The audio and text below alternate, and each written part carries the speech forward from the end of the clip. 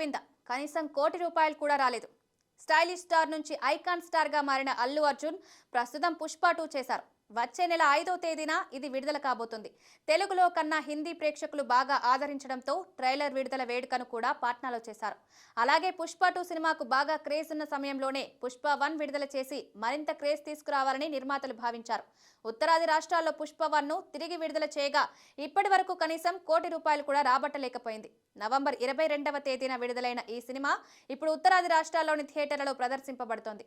పుష్పతో పాటు సల్మాన్ ఖాన్, షారుఖ్ ఖాన్ కలిసి నటించి ట్రెండ్ సెట్టర్ కరణ్ అర్జున్ సినిమాను కూడా తిరిగి విడుదల చేశారు. ఈ సినిమా కూడా తీవ్రంగా నిరాశపరిచింది. అయితే నవంబర్ 15వ తేదీన రిలీజ్ అయిన షారుఖ్ ఖాన్ కల్ హో నా హో చిత్రం మాత్రం ఇప్పటికీ థియేటర్లలో విజయవంతంగా ప్రదర్శింపబడుతుంది. ఈ సినిమా ఈ రోజు వరకు ₹3.7 కోట్ల రాబట్టింది. పుష్ప మొదటి భాగం కనీసం ₹1 కూడా రాబట్టలేకపోవడంపై నిర్మాతలు నిరాశ వ్యక్తం చేశారు. అయితే పుష్ప 2 పై మాత్రం అంచనాలు భారీగా ఉన్నాయి. రికార్డు స్థాయిలో కలెక్షన్లు కొల్లగడతామని, తొలి రోజే ₹300 కోట్ల వరకు వస్తాయన్న నమ్మకాన్ని వ్యక్తం చేస్తున్నారు. సుకుమార్ దర్శకత్వంలో 3.5 సంవత్సరాల క్రితం ప్రారంభమైన పుష్ప 2 చిత్రం షూటింగ్ పడుతూ లేస్తూ ముందుకు సాగింది. ఏ ముహూర్తాన దీనికి కొబ్బరికాయ కొట్టి ప్రారంభించారో కానీ తాజాగా నిన్ననే గుమ్మడికాయ కొట్టి ముగించారు. సినిమాను సెన్సార్కు పంపించారు. పంపించే ముందు అన్నపూర్ణ స్టూడియోలో ముఖ్యులకు షో వేసి చూపించడంతో పాటు సినిమా యూనిట్ కూడా చూసింది. దీనిపై అందరూ సంతృప్తి వ్యక్తం చేశారు.